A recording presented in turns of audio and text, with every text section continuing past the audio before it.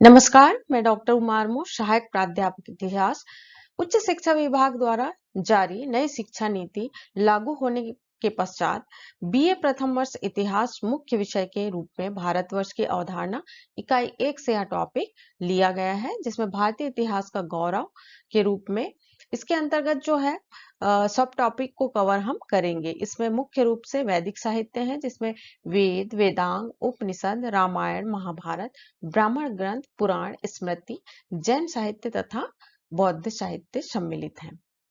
चूंकि लेक्चर बहुत लंबा ना हो जाए, इसलिए इसे 2 भागों में विभाजित करके हम अध्ययन करेंगे, जिसमें प्रथम भाग में हम वैदिक ग्रंथों को कवर करेंगे तथा इसके दूसरे भाग में हम जैन साहित्य तथा बौद्ध ग्रंथ का अध्ययन करेंगे। तो चलिए स्टार्ट करते हैं।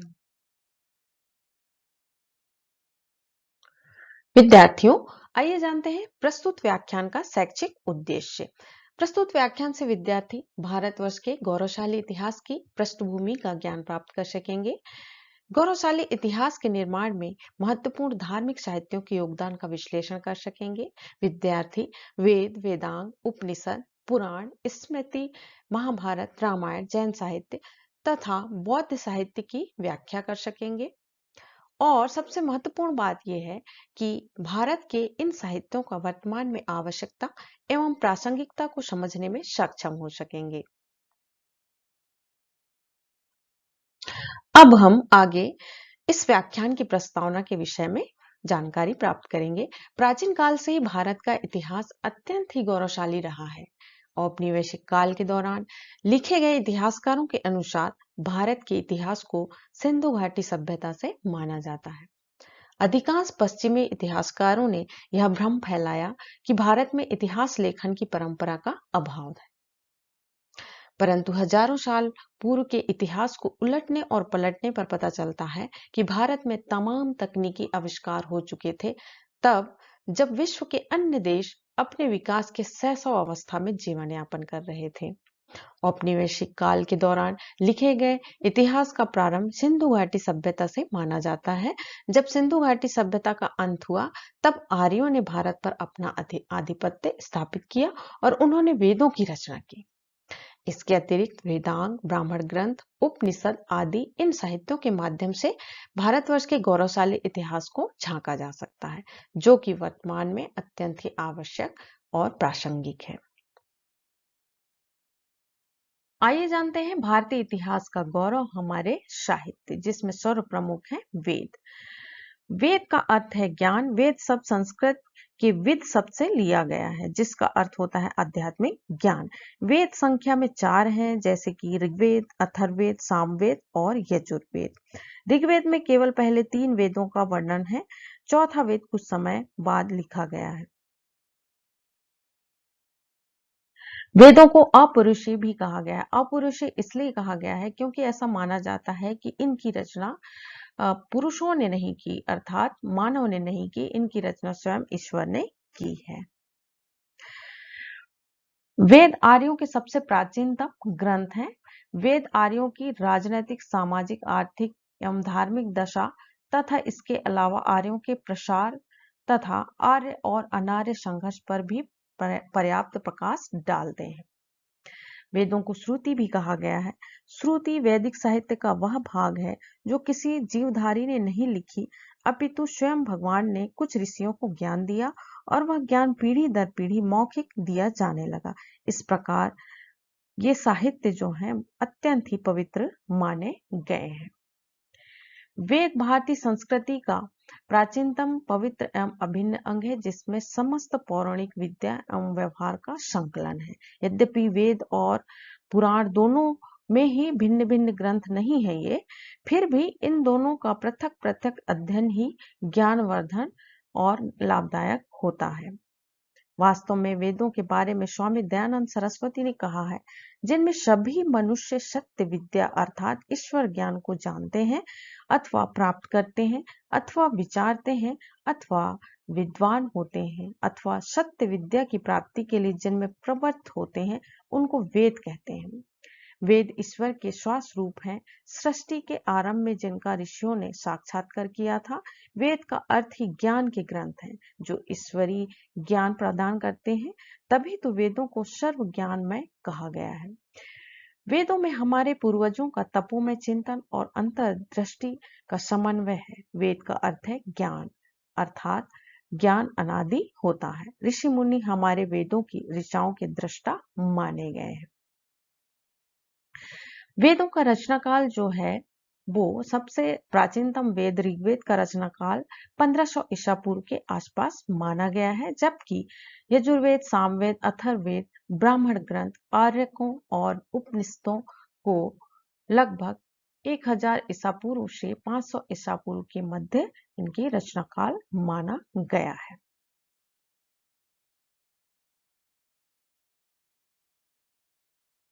विद्यार्थियों, आइए जानते हैं कि वेद की संख्या कितनी है।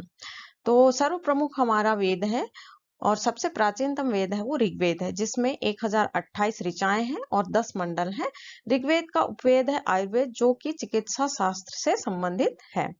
दूसरे नंबर पे है यजुर्वेद, जिसका उपवेद है धनुर्वेद, जो कि युद्ध कला से संबंधित है। तीसरे नंबर पे है सामवेद, जिसका उपवेद है गंधर्व वेद, जो कि कला एवं संगीत से संबंधित है। और चौथे नंबर पर है हमारा अथर्ववेद, जिसका उपवेद है शिल्पवेद, जो कि भवन निर्माण कला अर्थात वास्तुकला से संबंधित है। विद्यार्थियों, प्रस्तुत चारों वेदों के संदर्भ में हम आने वाली स्लाइड्स में विस्तार पूर्वक अध्ययन करेंगे। आइए अब हम चारों वेदों में सर्वाधिक प्राचीन ऋग्वेद का अध्ययन करते हैं विस्तार पूर्वक। इसमें सबसे पहले आर्यों की राजनीतिक प्रणाली एवं इतिहास के विषय में जानकारी प्राप्त होती है। सबसे प्राचीनतम साहित्य में वेद सबसे पुराना माना जाता है। इसमें 1028 श्लोक हैं तथा 10 मंडल हैं। इसका जिक्र हम पहले भी कर चुके हैं, लेकिन 10,552 इसमें मंत्र हैं। ये नई चीज है, तो आप इसको देखना है। इसकी रचना भारद्वाज, विश्वामित्र, वशिष्ठ, नामदेव, अत्रि और गृत समक्षा आदि ऋषियों द्वारा समय समय पर की गई। ओके। इसके अलावा 10वें मंडल के पुरुष सूक्त में सर्वप्रथम जो है शूद्र का उल्लेख किया गया है। विद्यार्थियों, आपको मालूम होना चाहिए कि भारत में 4 वर्ण व्यवस्था के अंतर्गत 4 जो है वर्ण व्यवस्था थे, जिसमें ब्राह्मण, क्षत्रिय, वैश्य और शूद्र। तो शूद्र जो सबसे निचले तबके का जो था, उसमें 10वें मंडल के पुरुष सूक्त में जो है उसका वर्णन सबसे पहली बार किया गया है। ठीक है ना। इसका रचनाकाल जो है वो 1500 ईसा पूर्व के लगभग माना जाता है। इसमें प्रमुख शाखाएं शाकल, वाष्कल, अश्वालयन, शंखायन और मांडुक्य है, जिसमें 2 ब्राह्मण ग्रंथ हैं जो कि ऐत्रेय, कौशिकी को ही शंखायन कहा जाता है। ये ब्राह्मण ग्रंथ है ऋग्वेद के। और 8वें मंडल को खिल कहा गया है। ये ध्यान देने योग्य बात है, 8वें मंडल को खिल कहा गया है। इनकी रचना पंजाब क्षेत्र में किए गए थे। ऋग्वेद धार्मिक पुस्तक होने के साथ साथ ऐतिहासिक ग्रंथ भी है, जिसमें आर्यों के सामाजिक, राजनैतिक, धार्मिक एवं आर्थिक जीवन पर प्रकाश पड़ता है। ऋग्वेद के बाद अब हम देखेंगे यजुर्वेद। यजुर्वेद का शाब्दिक अर्थ होता है यज्ञ। यजुर्वेद जो है, इस वेद में सामाजिक जीवन का भी पता चलता है, तत्कालीन भारत के इतिहास का।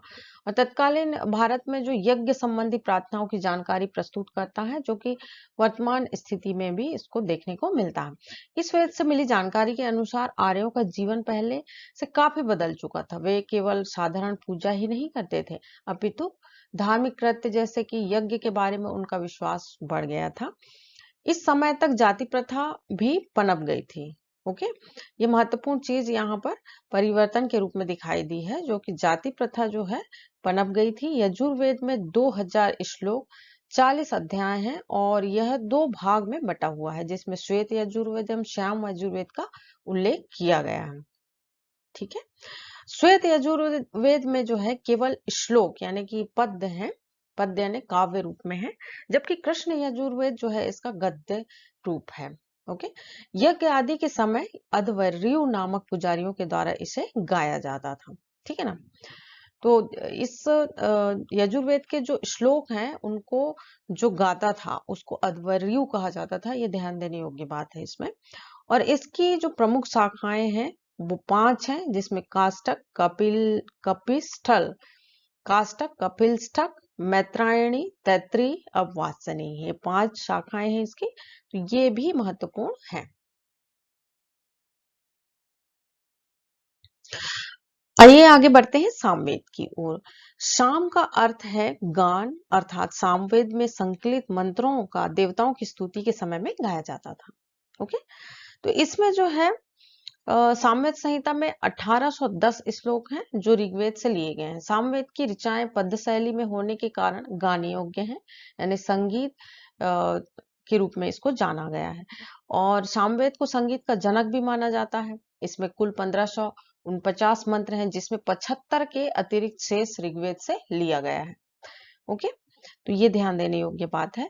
इसमें 1549 मंत्र हैं, जिसमें 75 जो हैं सिर्फ सामवेद के हैं, और बाकी के जितने भी हैं वो ऋग्वेद से लिए गए हैं। ओके, तो प्रमुख शाखाएं इसकी कौथमी, जैमिनी और राणायनी है।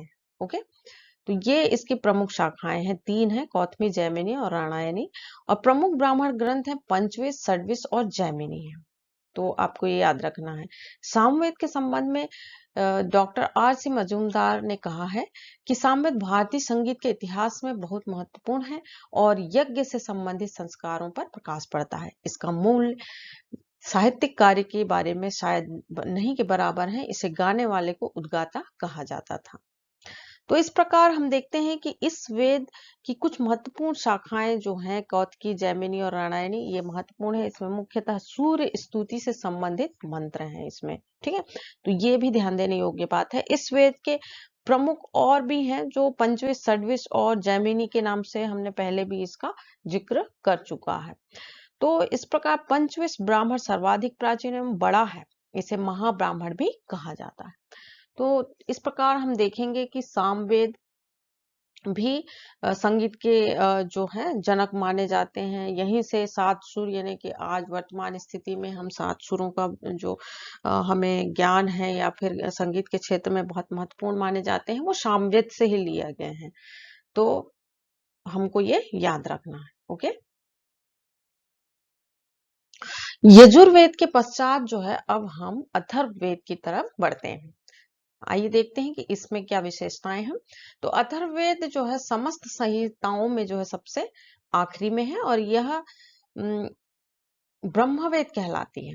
ओके, तो ये जो है ब्रह्मवेद कहलाती है और श्लोकों के संग्रह एवं ऐतिहासिक एवं वैज्ञानिक दृष्टिकोण से यह ऋग्वेद से मिलती जुलती है, लेकिन फिर भी मूल रूप से यह ऋग्वेद से भिन्न है। यह 630 सूक्त है इसमें और 20 भागों में यह विभक्त है। इसकी 2 शाखाएं हैं, जिसमें शौनिक और पिप्लाद प्रमुख हैं। इसका ब्राह्मण ग्रंथ गोपथ इसका ब्राह्मण ग्रंथ है, जिसमें जो है 731 श्लोक हैं अथर्ववेद में। ये श्लोक जादू, मंत्र, तंत्र आदि के हैं। इनका उच्चारण करने से मनुष्य राक्षस और शत्रुओं पर विजय पा सकता है, ऐसी मान्यता है। इस कारण बहुत समय तक इस ग्रंथ को वेद की श्रेणी में नहीं रखा गया था और अथर्ववेद के श्लोक ब्राह्मण ग्रंथ से प्रसिद्ध पुजारियों द्वारा उच्चारण किए जाते थे। ओके, अब इसमें जो है सबसे महत्वपूर्ण बात यह है कि जनसाधारण के विचारों में अंधविश्वासों का उल्लेख मिलता है। इसमें जादू टोना तथा अनेक बीमारियों को से जो है उससे बचने का भी उपाय इसमें बताया गया। ठीक है ना। ऋग्वेद के उपरांत लिखे गए संहिताओं में लोक परंपरा तथा वैदिक आत्मा का साक्षात्कार नहीं होता, परंतु अथर्ववेद में प्राक ऐतिहासिक युग की मूलभूत मान्यताओं, प्रकृतियों, परंपराओं तथा अंधविश्वासों का भी चित्रण इसमें देखने को मिलता है। तो यह सभ्यता के प्रारंभिक इतिहास की महत्वपूर्ण जानकारी प्रस्तुत करता है। और इस प्रकार हम देखेंगे कि रचना की भाषा इसकी जो है जो भाषा है वो वर्णित विषयों के आधार पर अनार्यों की कृति माना गया है इसको, है ना। इसमें आर्यों तथा अनार्यों की संस्कृतियों को अपनाने का भी उल्लेख इसमें दिया गया है। तो इस प्रकार से हम देखते हैं कि 4 वेद हैं और वेदों को सम्मिलित रूप से संहिता कहा गया है, ये महत्वपूर्ण बात है, तथा श्रुति के नाम से भी इन्हें जाना जाता है। ठीक है ना। विद्यार्थियों, आइए जानते हैं अब जो वेद हैं, 4 प्रकार के वेद हैं, उनके कितने उपवेद हैं।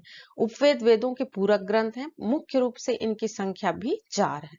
4 हमारे वेद हैं, तो चारों वेदों के एक एक उपवेद हैं। तो आइए अब हम इसका उल्लेख करते हैं कि सबसे महत्वपूर्ण जो है वो सबसे आयुर्वेद है। ऋग्वेद का उपवेद है ये, जो हमें औषधि विज्ञान के बारे में बताता है। इसमें धन्वंतरी, अश्वनी कुमार और चरक इसके मुख्य चिकित्सक के रूप में है। इसके अलावा जो धनुर्वेद है, यजुर्वेद का उपवेद माना गया है। इसे हम युद्ध कौशल के विषय में जानते हैं। ये इसकी जो है जानकारी हमको प्रस्तुत करता है। यजुर्वेद का उपवेद जो है वो धनुर्वेद है। ठीक है ना। अब इसके बाद जो है सामवेद का उपवेद गंधर्व वेद है, जो नाच गाने के बारे में या संगीत के क्षेत्र में हमको जानकारी प्रस्तुत करता है। अब अथर्ववेद जो अंतिम वेद है, अथर्ववेद, उसका जो उपवेद है वो शिल्प वेद है। इसमें जो है हमें वास्तु अर्थात भवन निर्माण कला के बारे में भी जानकारी प्रस्तुत करता है ये। और इसके अलावा ये वास्तुकला के बारे में तो बताता ही है। इसके अलावा जो है इसमें जादू टोने, मंत्र तंत्र विद्या आदि के बारे में भी और रोगों के उपचार के विषय में भी ये हमें जानकारी प्रस्तुत करता है। ठीक है। तो इस प्रकार हम देखेंगे कि आयुर्वेद, धनुर्वेद, गंधर्ववेद और शिल्प वेद ये प्रमुख रूप से चारों वेदों के उपवेद माने गए हैं। आइए वेदों के पश्चात हम वेदांग देखते हैं। जो वेदांग है वो इस प्रकार है, जिसमें नंबर 1 है शिक्षा, फिर कल्प है, व्याकरण, निरुक्त, छंद और ज्योतिष। ये 6 प्रकार के वेदांग हैं और इसके संबंध में हम आगे की स्लाइड में विस्तार पूर्वक पढ़ेंगे।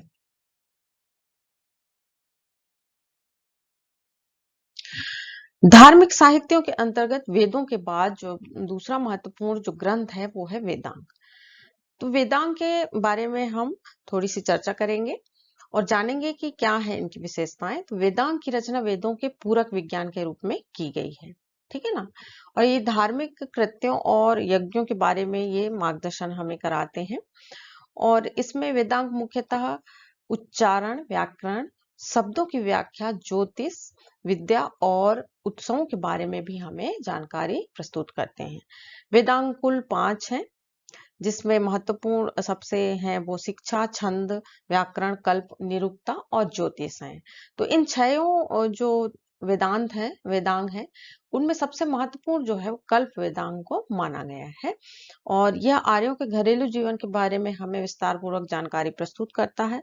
ग्रह सूत्र के नाम से ये जाना गया है। आगे यह मनुष्य के जन्म से लेकर मृत्यु तक के जितने भी कर्तव्यों का निर्वहन करना हमें सिखाता है। जैसे समाज में हम रहते हुए सामाजिक जीवन में जन्म, शादी और मनुष्य के समय किए जाने वाले जितने भी संस्कार हैं, वो वेदांग में जो ग्रह सूत्र है, वेदांग के अंतर्गत जो ग्रह सूत्र है उसमें इनका वर्णन किया गया है, जिसको कि सारे संस्कारों के माध्यम से हम अपने जीवन में लागू करते हैं। तो इसके बारे में बहुत विस्तार पूर्वक बताया गया है। तो हमारे सामाजिक जीवन के निर्वहन में वेदांग सबसे ज्यादा महत्वपूर्ण भूमिका निभाते हैं। ओके। वेदांग के पश्चात अब हम उपनिषद का अध्ययन करेंगे। आर्यों के धार्मिक और आध्यात्मिक विचारों का विस्तार पूर्वक वर्णन इसमें बताया गया है। उपनिषदों की कुल संख्या जो है 300 है। इसमें मुख्य 521 प्रार्थना है। फिर उसके पश्चात अम्या, चैत्रिया, छांदोग्य उपनिषद आदि प्रमुख हैं। और इसके अलावा उपनिषद जो है हिंदू धर्म दर्शन का मुख्य स्रोत माने गए हैं। इसमें भौतिक आत्मा और ईश्वर के संबंध का वर्णन करती है। उपनिषद की कुल संख्या 108 है, परंतु 12 जो है इसमें प्रमुख माने गए हैं, जिसमें मुख्य रूप से हम यहाँ पर ऐत्रेय, कौशिकी, छांदोग्य, केन, तैत्तिरीय, कठ, बृहदारण्यक, ईश, प्रश्न, मुंडक और मांडुक्य को प्रमुख रूप से मानते हैं। इसमें कर्म तपस्या के बारे में विस्तार पूर्वक बताया गया है।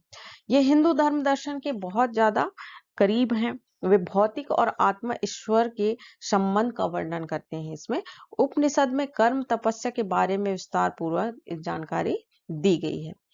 तो आगे अगर हम बात करें उपनिषद के बारे में, तो इसमें जो है सत्य, सर्वव्यापक और ज्ञान का भंडार है। ठीक है ना। वास्तव में श्वेत साहित्य इसके बिना निर्जीव सा लगता है। महान जो विचारक है सी राजगोपालाचारी, आप जानते होंगे। तो सी राजगोपालाचारी ने उपनिषदों के बारे में कहा है कि उपनिषद का संसार जो है धार्मिक ग्रंथों में महत्वपूर्ण स्थान है, जो आध्यात्मिक खोज के विषय में बताते हैं। दूसरा जर्मन लेखक जो है शोपेन उपनिषद को आध्यात्मिक उन्नति का दर्शन शास्त्र मानते हैं। ऐतिहासिक विचार से भी उपनिषद का मुख्य मूल्य है, और क्योंकि वे आर्यों के सामाजिक, धार्मिक और आध्यात्मिक जीवन पर विशेष प्रकाश डालते हैं, ये विद्वानों का कथन है। ठीक है ना। तो इस प्रकार हम देखते हैं कि आर्यों के धार्मिक और आध्यात्मिक विचारों का इसमें विस्तार पूर्वक जो है वर्णन मिलता है। ठीक है। महत्वपूर्ण ग्रंथ उपनिषद के पश्चात अब हम आरण्यक का वर्णन करेंगे। तो आरण्यक के अनुसार जो है इसका संबंध ब्राह्मण ग्रंथ के भौतिक भाग से है। यह केवल जंगल में रहने वाले साधुओं के द्वारा रचे गए थे। आरण्यक का सीधा मतलब जो है या शाब्दिक अर्थ अगर हम देखें तो अरण्य, अरण्य से बना हुआ, अरण्य यानी जंगल होता है, और जंगल में बैठ करके या रह करके जो है इन ग्रंथों की रचना किए जाने के कारण इनको आरण्यक कहा गया है। तो ये ग्रंथ वास्तव में पूजा पाठ पर और यज्ञों पर ध्यान नहीं देता, अपितु इसमें रहस्यमय दर्शन है। यह आत्मा की समस्याओं पर, संसार की उत्पत्ति पर विचार करते हैं। ठीक है ना। इनकी संख्या 7 है, जिसमें प्रमुख रूप से ऐत्रेय, सांख्यायन, तैत्तिरीय, मैत्रायणी, मध्याह्न, दीन, तल्वकार और जैमिनी है। ठीक है ना। इसको एक बार फिर से आप देख लेंगे थोड़ा सा। ऐत्रेय, इनकी मुख्य जो संख्या है वो मुख्य रूप से कौन कौन है, तो कौन कौन से हैं हम देख लेते हैं। ऐत्रेय है इसमें नंबर 1, सांख्यायन है, तैत्तिरीय है, मैत्रायणी और मध्याह्न, दीन, तल्वकार और जैमिनी। तो आप इसको थोड़ा सा याद करने के दृष्टिकोण से देख लेंगे, क्योंकि ये थोड़ा टिपिकल है, क्योंकि संस्कृत वर्ड्स हैं ये, है ना। इन ग्रंथों में आध्यात्मिक उन्नति पर ध्यान दिया गया है। वर्तमान में कुछ महत्वपूर्ण आरण्यक उपलब्ध हैं, जैसे कि आत्रेय, सांख्य, तैत्तिरीय, मैत्री, युद्धादीन, ब्रह्मा, तालवकारा आदि आरण्यक हैं, जो यहाँ पर वर्तमान में इनके कुछ जो पांडुलिपि के रूप में उपलब्ध हैं। ठीक है ना।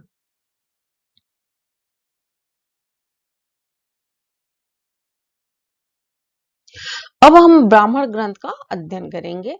तो ब्राह्मण ग्रंथ जो है वैदिक ग्रंथों के श्लोकों को साधारण जन के लिए समझने योग्य बनाने के लिए व्याख्या सहित विस्तार पूर्वक लिखा गया है। देखिए, पहले क्या होता था कि जो ग्रंथ होते थे ना, धार्मिक साहित्य, उनको साधारण लोग नहीं पढ़ सकते थे। लेकिन ये जो है, जो ग्रंथों में लिखी गई चीजें हैं, उनको साधारण जन तक पहुंचाने के लिए जो सरल शब्दों में लिख करके लोगों तक पहुंचाने का कार्य जो ब्राह्मण ग्रंथों में है। तो ब्राह्मण ग्रंथ जो है इसमें श्लोकों का प्रयोग किया गया है, उनकी उत्पत्ति के बारे में भी लिखा गया है। ठीक है। इनका यज्ञ के समय किस प्रकार प्रयोग किए जाएं, इसका भी यहाँ पर वर्णन किया गया है इन ब्राह्मण ग्रंथों में।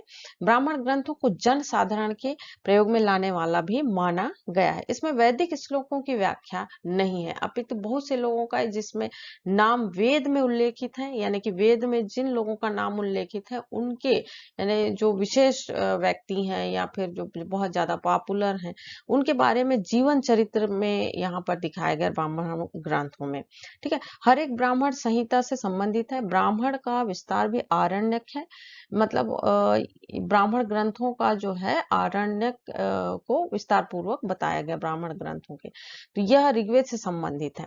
अब इसमें धार्मिक कर्म कांडों और याज्ञिक रीतियों, उपासना पद्धति तथा संहिता की व्याख्या से संबंधित मंत्र भी इसमें बताए गए हैं। इसके अलावा विद्यार्थियों, हम देखेंगे कि इन ग्रंथों की रचना यज्ञकर्ता को यज्ञ की विधि विधान, औचित्य तथा महत्व से अवगत कराने के लिए भी की गई थी। ठीक है। इसी कारण से इसे क्या कहा गया, यज्ञों की उपयोगिता और क्रमबद्ध विकास का वर्णन इसमें किया गया है। तो ये गद्य शैली में मुख्य रूप से है। यह किसी न किसी संहिता से संबंधित है। जैसे कि अगर हम बताएं तो ऋग्वेद के अंतर्गत जो है ब्राह्मण माने गए हैं वो ऐत्रेय और कौशिक की है। फिर सामवेद के जो ब्राह्मण ग्रंथ हैं वो पंचविश, षड्विश और जैमिनी है। फिर यजुर्वेद के ब्राह्मण ग्रंथ कौन से हैं, तैत्तिरीय, शतपथ हैं। और अथर्ववेद का एक ही ब्राह्मण ग्रंथ है, वो है गोपद। ठीक है ना। तो ऐतरेय ब्राह्मण में राज्याभिषेक के नियम तथा राज्याभिषेक करवाने वाले जो हैं वो राजाओं के नामों का भी उल्लेख मिलता है, तो उसके बारे में भी हमको विस्तार पूर्वक जानकारी मिल जाती है। कई बार एग्जाम में पूछा जाता है कि सतपथ ब्राह्मण में गांधार, कैके, कुरु, पंचाल, कौशल, विदेह आदि राजाओं का भी उल्लेख इसमें देखने को मिलता है। कई कंपटीशन एग्जाम में पूछा गया है ये ना। तो सतपथ ब्राह्मण विशेष रूप से राजाओं के बारे में उल्लेख प्रस्तुत करता है, तो ये आपको याद रखना होगा। ब्राह्मण ग्रंथों को ब्रह्म साहित्य भी कहा गया है। तो इस प्रकार हम देखते हैं कि ब्राह्मण ग्रंथ जो है साधारण जन के लिए लिखे गए ग्रंथ हैं।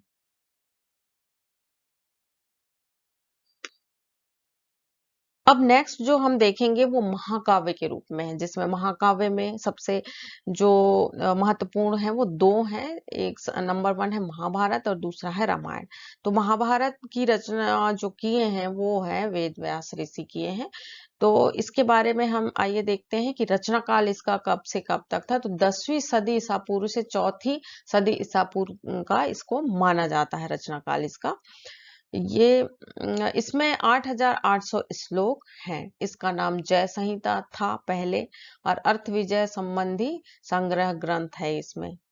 बाद में श्लोक बढ़ाकर 24,000 हो गई तथा भारत के नाम से ये प्रसिद्ध हुआ। इसमें महत्वपूर्ण ध्यान देने योग्य बात यह है कि ये पूर्व में 8,800 श्लोक थे इसके, जिसका नाम जय संहिता था। ठीक है ना। अब बाद में बढ़ करके जो है ये 24,000 श्लोक हो गए और बाद में इसका नाम भारत पड़ा। ठीक।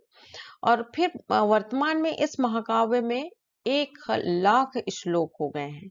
ठीक है ना। प्रारंभिक उल्लेख जो है अश्वालायन गृहसूत्र में मिलता है इसका और 18 पर्वों में जो कि विभक्त है महाभारत।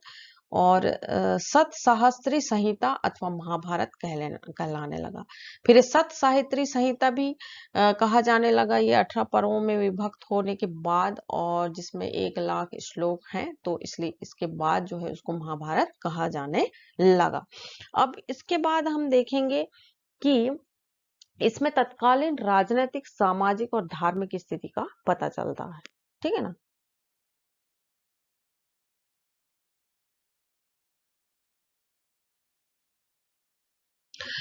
महाकाव्य की श्रेणी में महाभारत के बाद दूसरे नंबर पर जो आता है वो रामायण है। ठीक है। तो रामायण में मूलतः 6,000 श्लोक थे। मूलतः इसको ध्यान देना है आपको कि मूलतः कहा है हमने।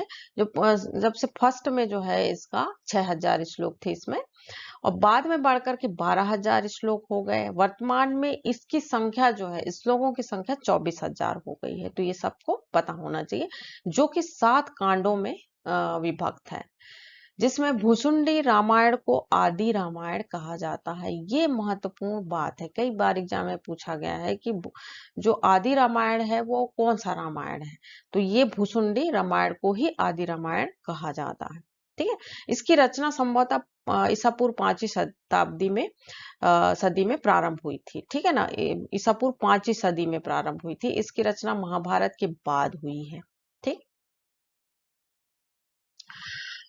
अब हम जो धार्मिक ग्रंथ हैं उसके अंतर्गत स्मृति को देखेंगे। तो स्मृति क्या कहलाते हैं, इसका रचना काल कब से कब तक है, तो ये है इसका रचना काल जो है वो लगभग 200 ईसा पूर्व से 9वीं सदी के मध्य तक की गई थी। मतलब बाद में क्रमशः होती गई इसकी जो है संकलन होता गया रचनाओं का।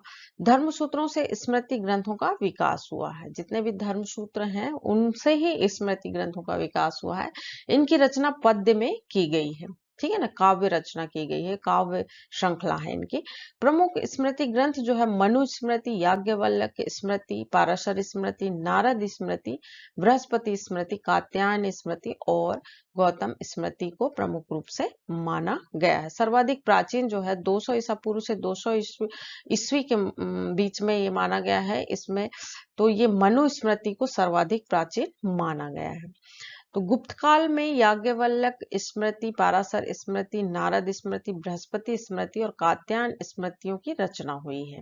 मेघातिथि, भरूची, कुल्लुक भट्ट और गोविंद राय आदि जो हैं इसके टीकाकार हैं, जो कि मनुस्मृति पर भाष्य लिखे हैं। विश्वरूप, अर्प, राग, विज्ञानेश्वर आदि ने याज्ञवल्क्य के स्मृति पर भी भाष्य लिखे हैं। विष्णु स्मृति के अतिरिक्त अगर हम देखें तो शेष स्मृतियां श्लोकों में लिखी गई हैं और इनकी भाषा लौकिक संस्कृत है। ठीक है ना। इस प्रकार हम देखेंगे कि धर्मसूत्रों के स्मृति ग्रंथों का विकास जो है, स्मृतियों में हमें उन विषयों के बारे में विस्तृत जानकारी मिलती है जिनका उल्लेख धर्मसूत्रों में किया गया है। ठीक है।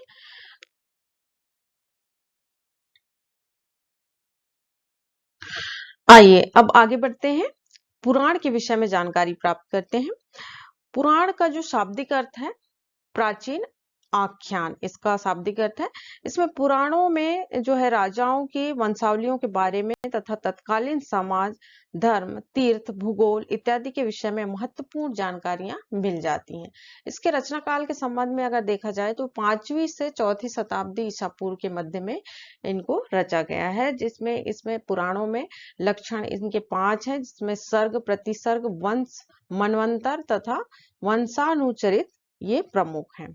ठीक है ना। उसके अलावा हम देखते हैं इनकी कुल संख्या जो है 18 है, जिसमें विष्णु पुराण, ब्रह्म पुराण, भागवत पुराण, वायु, मत्स्य तथा भविष्य पुराण सर्वाधिक प्राचीन माने गए हैं।